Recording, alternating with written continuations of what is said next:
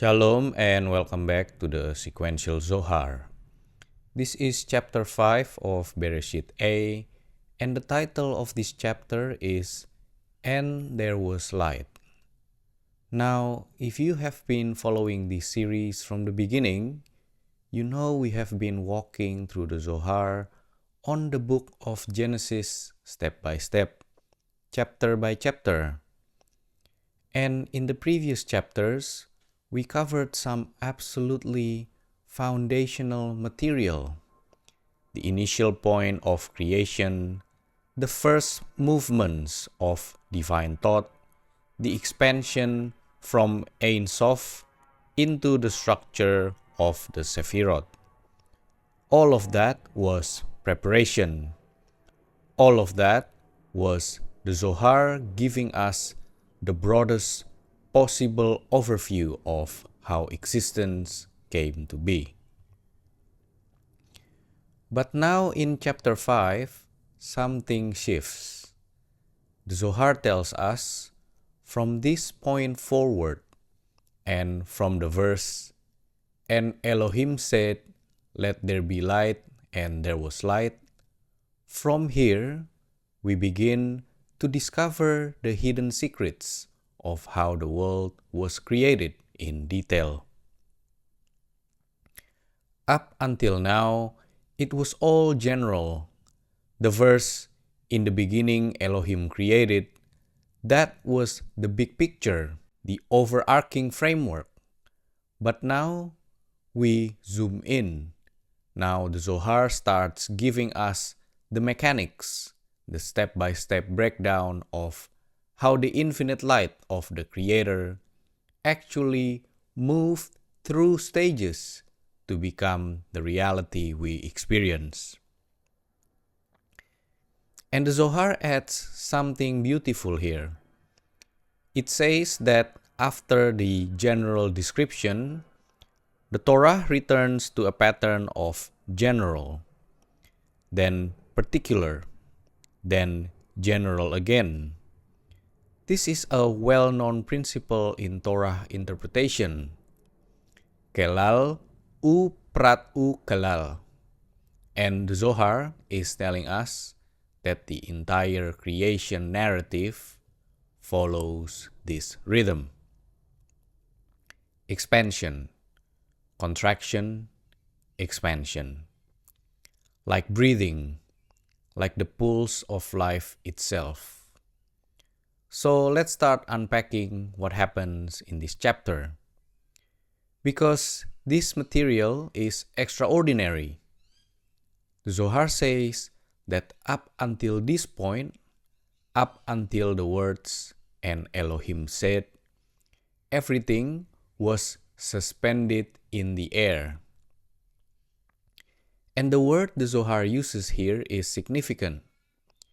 It says everything was suspended in the avir, the air, that was bestowed from the secret of the endless light, Ein Sof. So there's a state before creation where everything exists in potential. Nothing has been spoken. Nothing has been articulated. It's all held within this primordial atmosphere that emanates from the infinite. But then something happens. A force expands inside what the Zohar calls the supernal chamber, which is the secret of Elohim. And this is where the word saying, Amirah, first appears.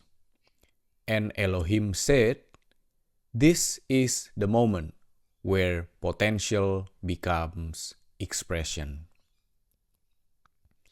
This is where the hidden becomes revealed. And the Zohar makes a point of telling us, before this verse, the word said is never used. Yes, in the beginning is considered one of the 10 sayings of creation, but the Torah doesn't write "and Elohim said" in that verse. Why? because in the beginning was still general. It was still concealed. The moment "and Elohim said" appears, that's the first detailed description of creation. Now here's where it gets deep.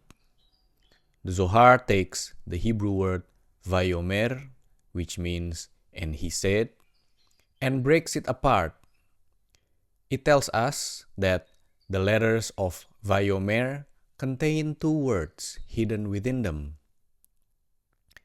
Mi, which means who, and or, which means light. So embedded within the very act of divine speech is both a question and an answer. Who? Light. The inquiry and the illumination are one and the same. And the Zohar says that vayomer, and he said, alludes to a force that was raised up, and this raising was done in silence. This is important. The process happening here is not a loud, dramatic event. It's subtle. It's internal. A light is drawn from the secret of Ein Sof, from the beginning of thought, and it moves quietly through the upper realms. Then the Zohar gives us one of the most profound images in all of Kabbalistic literature. It says, "And Elohim said," means that now the supernal chamber gave birth. The chamber, which is Binah, the mother, was pregnant with a holy seed, and she gave birth in secret. Whoever was born, and the Zohar tells us this refers to male and female principle, was heard outside. But the one who gave birth did it silently and was not heard at all. Think about that for a moment. The creative act at the highest level is silent. It's concealed. The birth happens in secret within Binah. But once the offspring emerges from Binah, once it comes out into the realm of Zeir Anpin, then a sound is heard. Then there is expression. Then there is voice. This is the meaning of "and Elohim said." The saying, the speaking, only happens after the silent birth. Now the Zohar moves into the phrase Yehi Or, which means "let there be light," and reveals something stunning about the Hebrew letters. The word Yehi is spelled Yud, He, Yud. And the Zohar says this alludes to the secret of Abba and Ima, father and mother. The first Yud is Abba, Hokmah.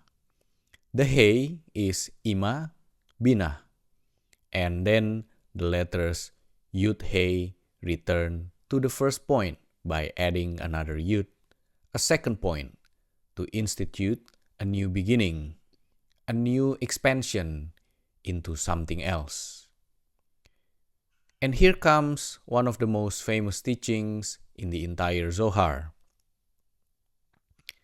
The word Or, light, spelled with Aleph, Vav, Resh, is not a new light being created.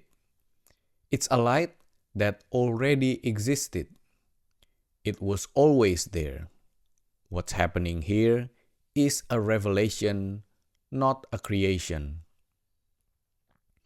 And the Zohar explains the mechanism through which this happens using the concept of Avir, air. Avir is spelled Aleph, Vav, Yud, Resh. This is Arich Anpin, the long face, the most concealed aspect of the divine countenance. And the Zohar says that Ein Sof split the Avir, the air, and produced from within it a concealed point. That point is the letter Yud, and when the Yud is removed from Avir, what remains? Aleph, Vav, Resh, or light. So light is what's left when the point of concealment is extracted from the primordial air. The air didn't become light, it was always light, but the Yud was concealing it. The removal of the Yud is the revelation. This is an unbelievably elegant description of how the infinite makes itself known, not by adding something new, but by removing a layer of concealment. And this should reshape how you think about your own spiritual work. You are not trying to create light in your life. The light is already there. It has always been there. Your work is to remove the layers, the Yud, the concealment, so that what was always present can finally be seen. The Zohar then describes this light in terms of reaching and not reaching. It says when the first point, the Yud, emerged from Arich Anpin, the light shone upon it in a manner of reaching yet not reaching. This is the dynamic tension at the heart of all divine revelation. The light of Chokmah, the deepest wisdom, always touches Binah, but never fully settles there in an open way. It reaches and withdraws, reaches and withdraws. And through this pulsing rhythm, everything remains connected. All the Sephirot are linked to one another through this dynamic of illumination.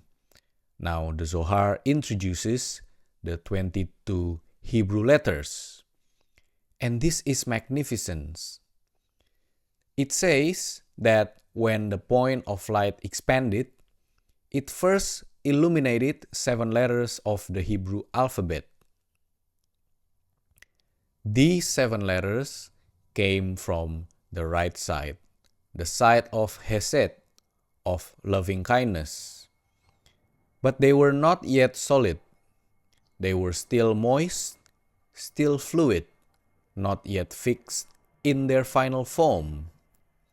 Then darkness came forth, and from the left side, the side of Gevurah, of severity, 7 more letters emerged.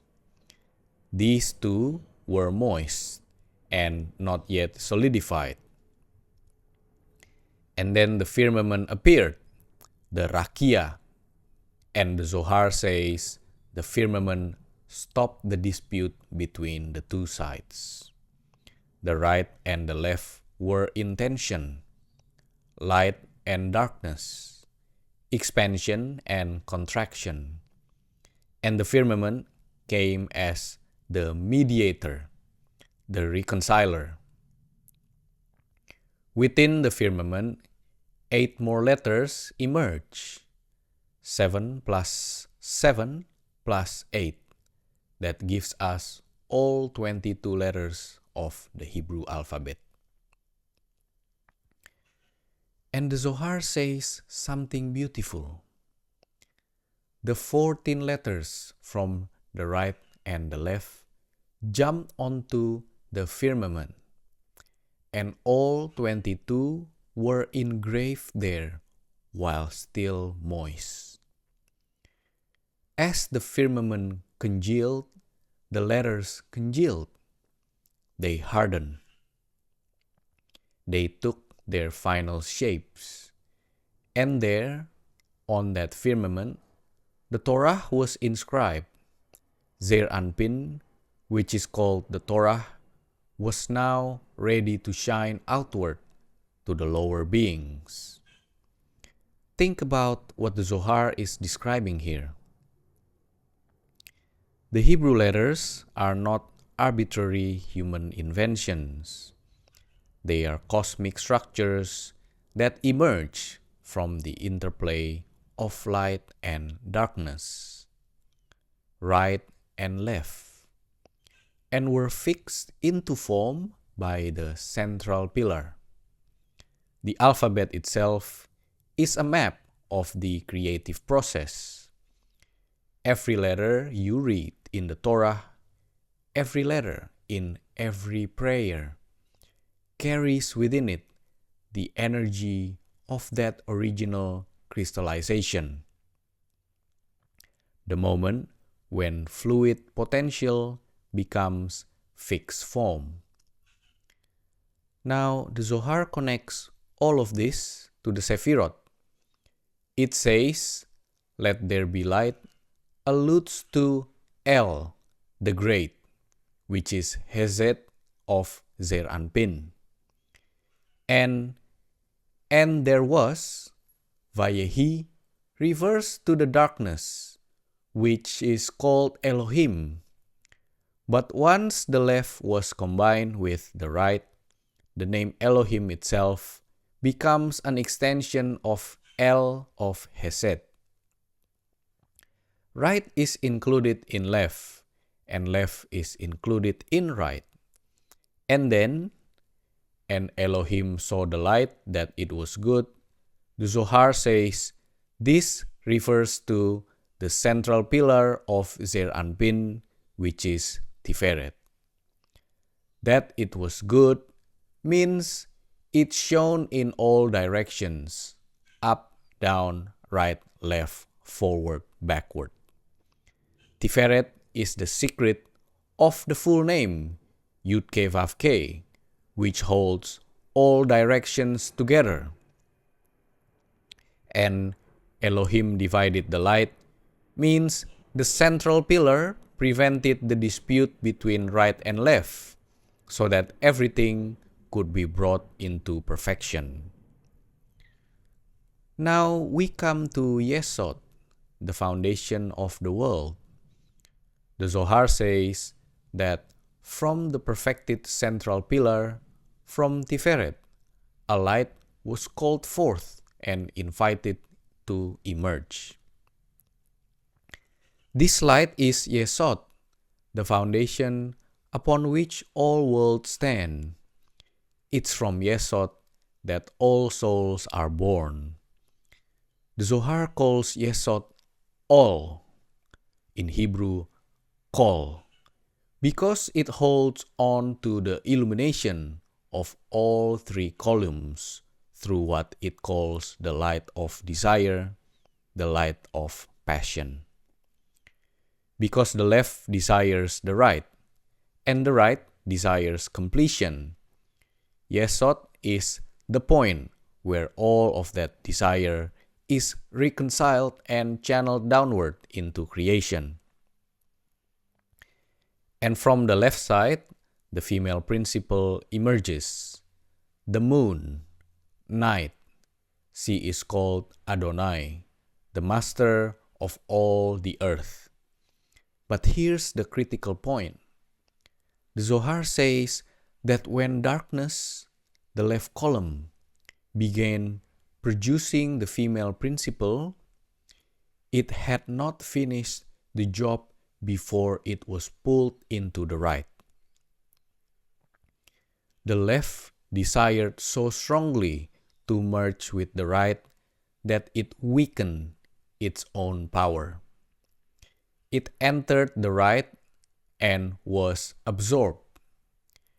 And the night, the female principle, was left incomplete.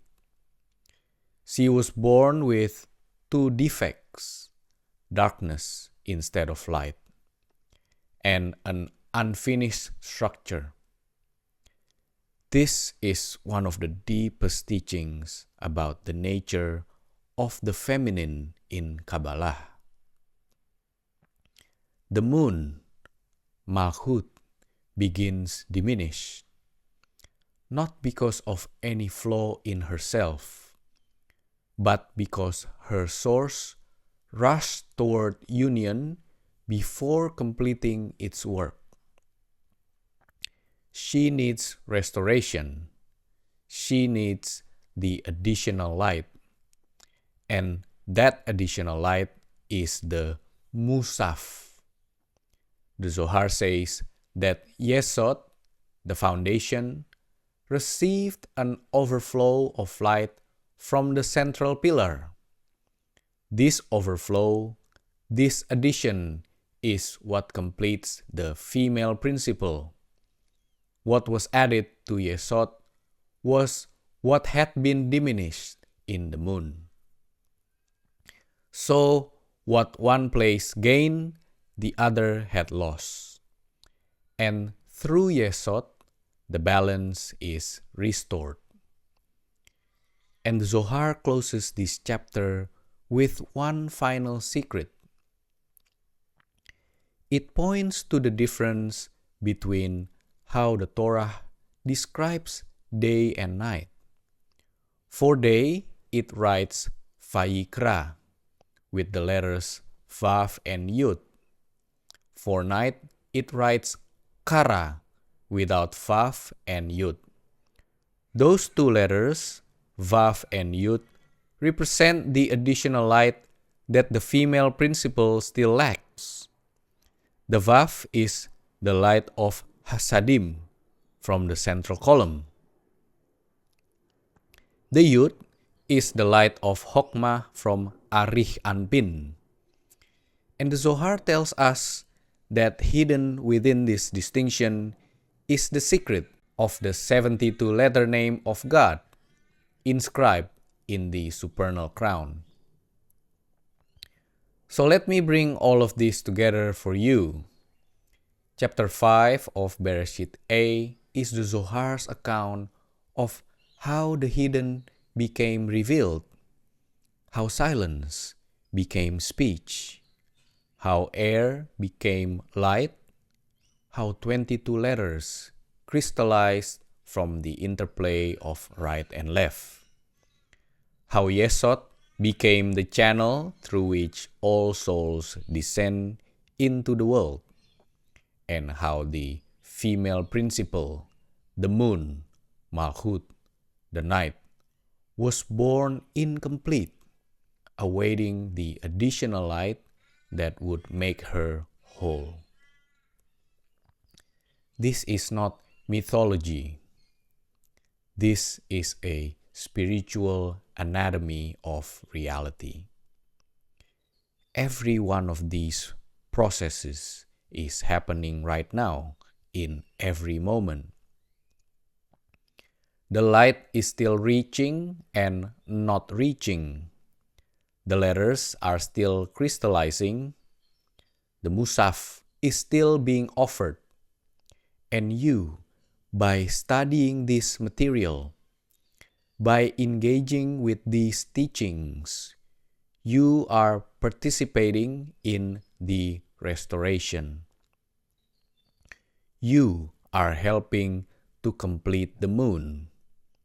You are drawing down the additional light that the world so desperately needs. Thank you very much for joining me. If this series is opening doorways for you, like and subscribe, and come back for chapter 6, where the Zohar goes even deeper into the mysteries of creation. Shalom.